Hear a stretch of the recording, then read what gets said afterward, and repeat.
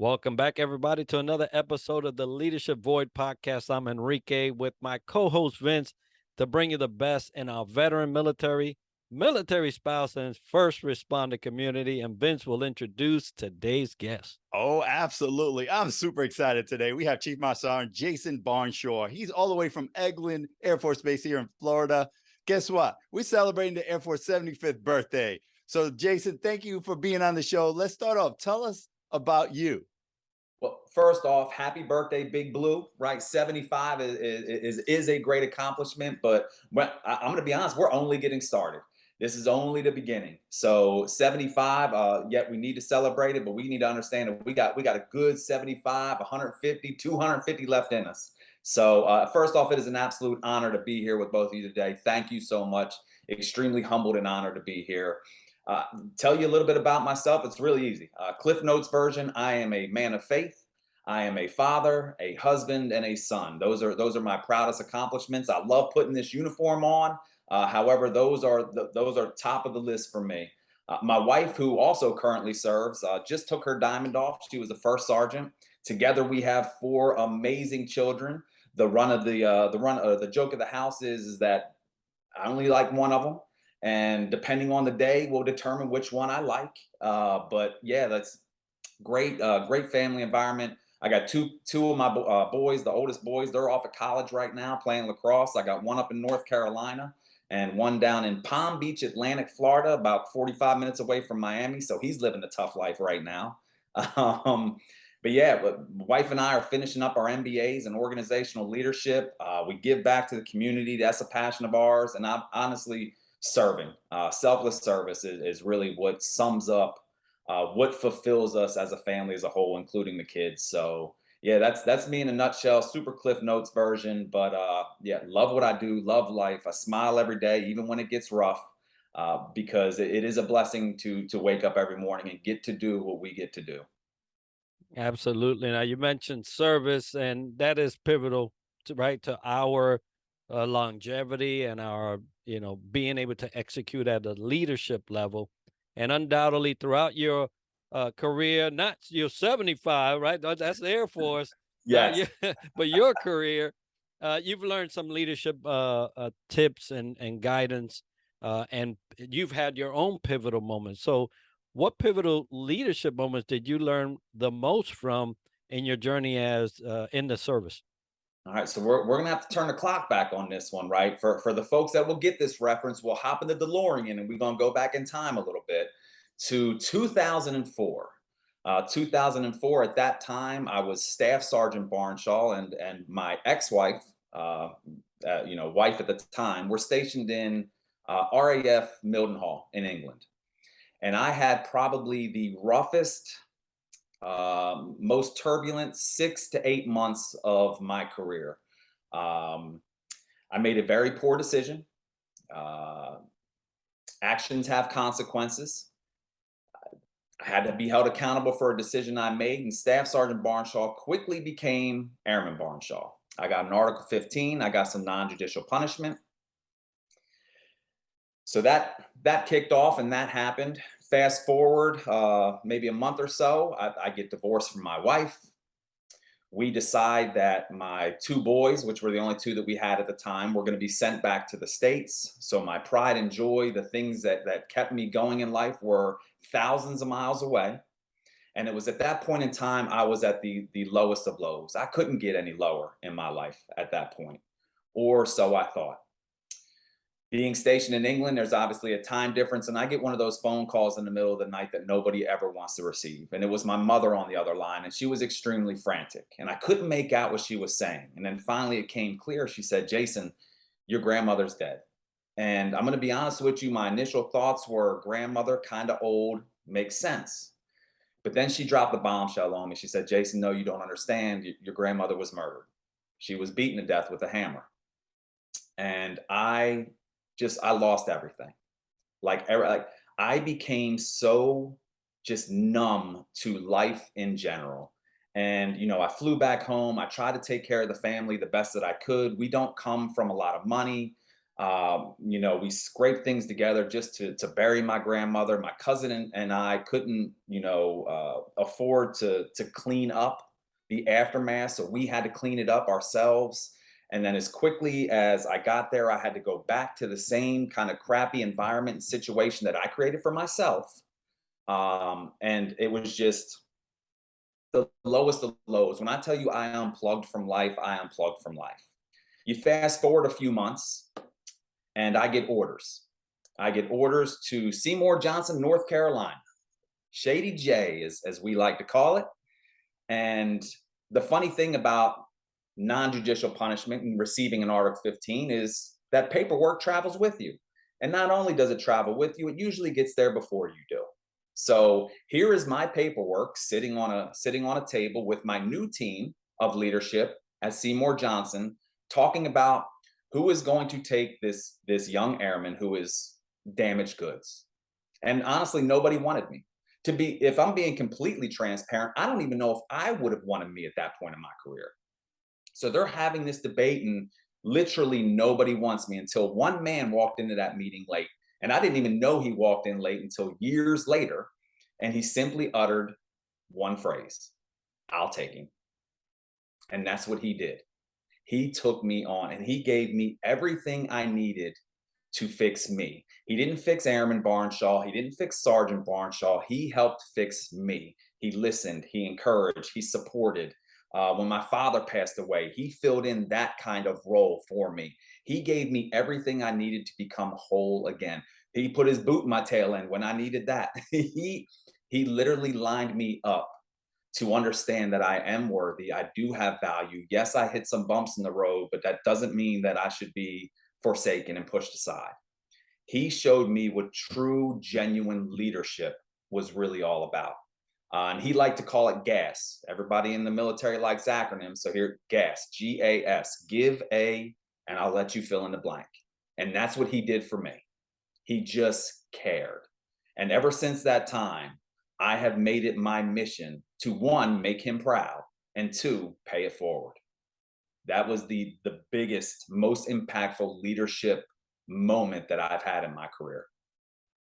Wow, Jason, that was incredible. From the totality of being so low and rising to where you at today as a Chief Master Sergeant in the Air Force, it shows your character, your living experience of learning and playing it forward. Service before self, as the Air Force core value second, right? So great story. Loved what you said. Is this the gentleman you would like to talk about, or is there somebody else that was instrumental that impacted you while you served in the military? So yes, this is the gentleman that I'm going to deep dive into. However, I would be remiss if I didn't say that there has been countless people that have impacted, influenced, inspired me to become what I am today. You know, that every single airman that has ever been under my charge, retired Senior Master Sergeant Shane Hagemeyer, my ALS cadre from my time as a commandant. I could be forgetting hundreds and thousands of names. So please, you know, charge it to my head, not my heart. I understand that it took an entire village, to be honest with you, an entire Air Force to get me to where I am today. But yes, Mr. Byron Ash, for me, is the alpha and the omega.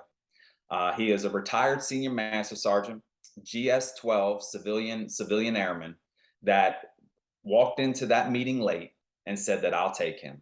And he was it. And all of these people that have invested into me, I can honestly say, would have never had an opportunity to do that if he did not take that first courageous step to take me on.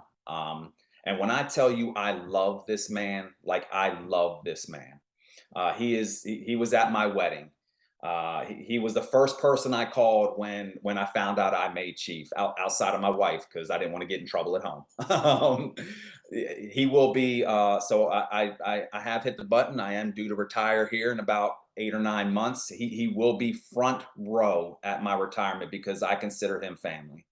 I strive to be the leader that he was for me, and I really pray that every single airman, guardian, soldier, Marine has an opportunity to be impacted by a leader like him.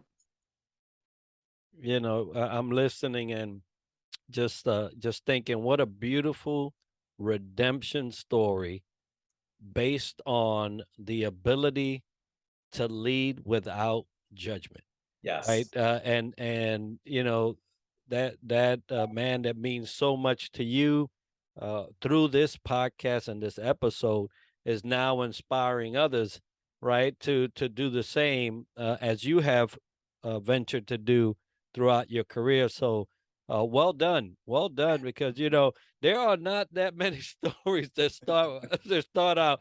Well, there was an Article 15, Yeah. right? Yeah. and Yes. to be able to overcome, because there was a leader that was willing to step outside of themselves and invest in that person, right? And a lot of times in leadership we miss that point. There Yes. is position, but there are ranks, but there is a person ahead of all that, and he addressed that person, and so good on him, and good on you.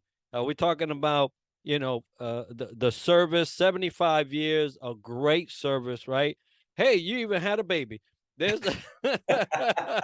it's called the Space Force, and, Yes. and right, yeah. So hey, that's a thing to chalk on there. No other service has had a baby. I'll tell No. you that. Right. So, what we're talking about, what's currently happening in the celebration of 75 years, what's happened in the development of another force, which is wonderful that we've ventured that way. So, what are your thoughts after serving so long, knowing the history around what's happened with the Space Force? What are your thoughts regarding the future of the U.S. Air Force? I'll be honest. When we were prepping and preparing and kind of setting up for this, I got this, and I was like, "Ooh, that is a lot to unpack," because there is a lot going on. And so, if you don't mind, I'd like to hit on a couple things. I think first and foremost, the Space Force was a huge step in the right direction. The way we fought wars 50 years ago will not be the way we fight wars 10 years from now. And we have to adapt and remain flexible. I think some of the biggest challenges we'll face as not only a force, but the DoD as a whole is, there is a fine line between HR and human resources and war fighting. And we have to navigate that line. Um, we cannot make everyone happy, nor honestly should we try. We are a war fighting force, and it's hard because we're there. And but when the next war or the next conflict kicks off, and unfortunately it probably will at some point, we have to be prepared. We got to be prepared to do the nation's business. Our freedom depends on it. So how do we balance budget constraints and war fighting capabilities with taking care of our most important weapon system, the human weapon system, our people? Right? That's a fine line that we have to navigate. How do we recruit and retrain or retain top level talent? We're competing with the civilian sector, and everyone's tracking the Great Resignation. Everyone understands what's going on, and the future of our Air Force will determine on how we adjust to that, how we account for this, how we. One of my favorite quotes is from Richard Branson. I will train you so well that you can go anywhere and work, but I will treat you so well that you won't want to. Right? How do we get back to that? I also think that we need to start or continue developing the leaders that we're going to need in 5 or 10 years. So I'm talking with my airmen and my guardians a lot about leading in a VUCA environment. Volatile, complex, or uncertain, complex, and ambiguous. Right? And if our world, our society is that, and COVID has shown us that, right? That things are volatile, things are uncertain, they're complex. So we need to build leaders who can thrive in these areas: communication, self-awareness, negotiating, change management, emotional intelligence, critical thinking. You sprinkle this in with a little operational expertise, and you got as close as you're going to get to an absolutely perfect leader. That is who we need to be developing to lead some of these phenomenal airmen and guardians that are raising their right hands and joining our ranks, because they are ready for it. They are ready to be led that way. And then lastly, I'll lead it up. We need to get after some operational entrepreneurship. right? I don't like using the word innovation because that seems to be a buzzword that people hear and they automatically tune you out. So I'm not going to say that word. We're going to talk about some operational entrepreneurship. I want some folks that are willing to challenge the status quo. Just because it's policy or the way we've always done it doesn't mean it's right. Again, we can't fight tomorrow's war with 10 years ago tactics. If something needs to change, we need to empower our young airmen and guardians to raise their hand and say, you know what, this needs to change. This is why. So we need to really start practicing some operational entrepreneurship. Those are just kind of three kind of overarching kind of big rocks. But I will tell you this, interacting with some of our junior members, officer, enlisted, civilian, doesn't matter. I could not be more comfortable with the future of our force.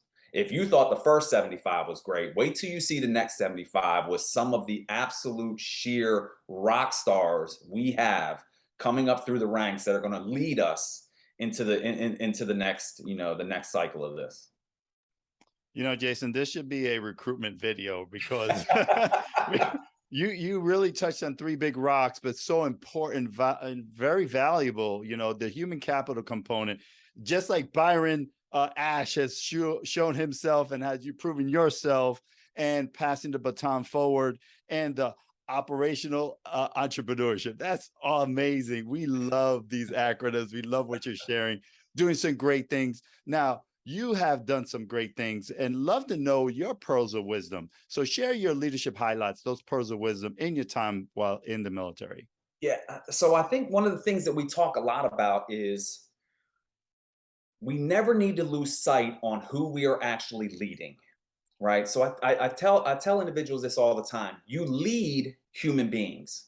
We just happen to call them airmen and guardians, but they are human beings nonetheless, meaning they have fundamental needs. They need to feel valued. They need to feel listened to. They need to feel cared about. This doesn't mean that everything always has to work out, but they have to know that somebody is always in their corner. And the biggest thing with this is as we are talking to them about this and showing them things about this, it can't just be our words. It has to be through our actions, right? Actions speak louder than words. When your words and your actions don't align, I will always believe your actions. So we never need to forget who we are actually leading. I guess the second really big nugget is I laugh and joke about this all the time, but it's in all seriousness. I've never been the best at anything, or the most of anything. I've never been the most gifted, most talented, most athletic. Seriously, never the most. And if my wife was here, she would confirm my statement. However, what I realize is that hard work, effort, and persistence is what makes up for those shortcomings. You know, putting in the time to get better, leaning into your strengths while still working on your weaknesses. Those are the things that have helped me close the gap on some of my shortcomings and areas of improvement. So never discount how important effort and persistence can be in becoming the best version of yourself as possible. And lastly, I guess I'll say that, one of the things that I try to incorporate when I'm speaking with others is that sometimes life's best moves can be closed doors, right? And what I mean by that is there was a point in time, maybe a handful of years ago, when I was a very young master sergeant, that I wanted to become a senior master sergeant more than anything else. I was ready for it. I wanted to come out on that list. And then I got passed over. And then I got passed over again. And right before my third time, I had the unique opportunity to interview for the ALS Commandant job, which was a Master Sergeant position. And as we talked about before, I got hired for it. I would have never been hired for that job had I made Senior Master Sergeant when I thought I wanted to. So some of life's best moves are closed doors. We want every door to open, but maybe the door is closed because the opportunity just really isn't for us at that very moment. I am a firm believer that we end up exactly where we're supposed to be. So yeah, it's okay to be disappointed. It's okay to be upset from time to times, but take a step back and realize that, you know what? Maybe I missed this opportunity because there's a better one out there waiting for me. Absolutely. You must keep that mindset of, hey, this may not be for me, but it's not the end all to be all, right? And Yes.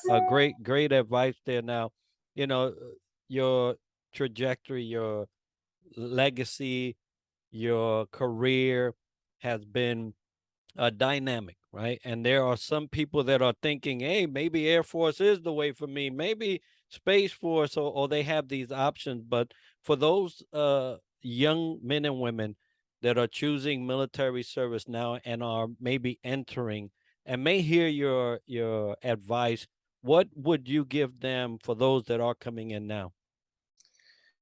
First and foremost, get out of your comfort zone. Get out of your comfort zone. It's difficult for some. I tell folks all the time, like, I am an introvert that just learned to be comfortable being extroverted. But this right here, I love talking to y'all, but this is going to wear me out, right? And it's just so get out of your comfort zone. Take advantage of these opportunities. The coolest thing is I have seen more, done more, and traveled more than probably 99% of the people that are still stuck in my hometown that I went to high school with, because I've taken advantage of the opportunities that the Air Force has presented me. I've built some of the best relationships and friendships because I've taken advantage of these opportunities. Uh, Another lesson that I'd like to pass on for those that are just joining is eventually all of us take this uniform off. It could be at 4 years, 6 years, 20 years, or 30 years, but eventually it comes off. And we are going to look back over our careers and view it through two lenses: respect or regret. You'll either be able to look at yourself in the mirror, respect the effort and the time and the selfless service and everything that you put into this, or there's going to be some things that you regret. I should have gave more. I should have done more. I should have connected with this person differently. I should have taken advantage of this opportunity. You look at it through those two lenses, and the best part about it is we get to decide which lens we look at it through. So as you are starting out your career, make sure that you are making decisions and taking advantage of opportunities so that no matter when you take this uniform off, you can look at yourself in the mirror and respect everything that you've gone through throughout this journey, this chapter of your life. Lastly, or not even lastly, I think I got two more if you don't mind. I think one that I'd really like to highlight is we need to stop allowing the outside world, outside of ourselves, to determine what a successful career looks like. It is going to be different for everybody. A successful career for me could be completely different than what you view as a successful career. I know Chief Master Sergeants, if I'm being completely honest with you, that are walking around that are miserable than almost anybody I've ever met in my life. I've also known tech sergeants that have retired at 20 years and they are the most fulfilled people. Like, you can't wipe the smile off of their face. And success and fulfillment are different for everybody. Figure out what a successful career looks like for you and stop allowing the external world to dictate what that is. And then lastly, and the reason that, because this just popped into my mind, and I think this is probably, if I was going to hammer home something, it would be this. Since we're celebrating 75 years and we're celebrating how great this Air Force is, I need our airmen and our guardians to understand one thing. This uniform that we put on does not make you great. It doesn't. We don't put it on and flip a switch and automatically become great. This uniform is great because of the people that have worn it before us, our heroes, the people that we aspire to be, the people that we look up that have shown courage and everything that embodies who we are. This uniform is also great because of the people who are currently wearing it, right? The people that show up every day, that showcase that selfless service, that understand that they are working something that is bigger than themselves. So if there was one statement that I could hammer home, is that this uniform does not make you great. You make this uniform great. And with that, people, 75 years and Chief Master Sergeant Jason Barnshaw. What a wonderful time we had. Listening to some great tips, great advice. Your journey is incredible, my brother. we give you the best salutations and Godspeed in your future journey after your 8-9 months down the road as you take off that uniform and talk Sir. all about the respect versus the regret. Continue to respect yourself, as he mentioned some great things. But folks that are listening in and want to get a hold of you, Jason, how do they go about doing so? So there's really two main ways. I'd like to say I'm educated on the social media, but not as much as I probably like to be or should be. But LinkedIn is probably the best way. You can find me just Jason Barnshaw as spelled. I also dabble a little bit on the Facebook side of the house, but I use a pen name, Linwood Gale. And I chose that pen name because it's actually my father and my mother's middle name, and it's one way that I like to pay homage to them because I owe them a lot. So Linwood Gale on the Facebook side, but yes, Jason Barnshaw on the LinkedIn side. Outstanding. We'll have that as part of the show notes and videos so that you can get a hold of Jason before he pulls chocks, and maybe afterwards you might have some employment for him. Hey, you never know. I'm a free But agent. that's right. That's right. Well, folks, if you want to get a hold of the Leadership Void podcast, the Leadership Void at gmail.com is where you'll send that correspondence. If you want any specific topic covered on the podcast, or you want Vince and I to cover an issue, we'll look at that. We'll curate it and debate whether it makes it makes the list. But be sure to go ahead and send all correspondence there. I also want to remind you that we have Radio Check every 1st and 15th of the month, like a paycheck. Make it easy, folks, like a paycheck at at 1900 Eastern, 7 p.m. for those civilian folks that will kind of join us. We have it live on LinkedIn. So it's a live LinkedIn show. Please join us. That is where we focus our energy on veterans, veteran spouses, first responders, and open the airways so that you can have someone to speak to. As we are in September and celebrating birthdays and things like that, don't forget Suicide Prevention Month, 988. If you're in a crisis, please, 3 numbers, simple. Go ahead and dial them if you need to. And be tuned next week when we have another dynamic leader doing great things for our community.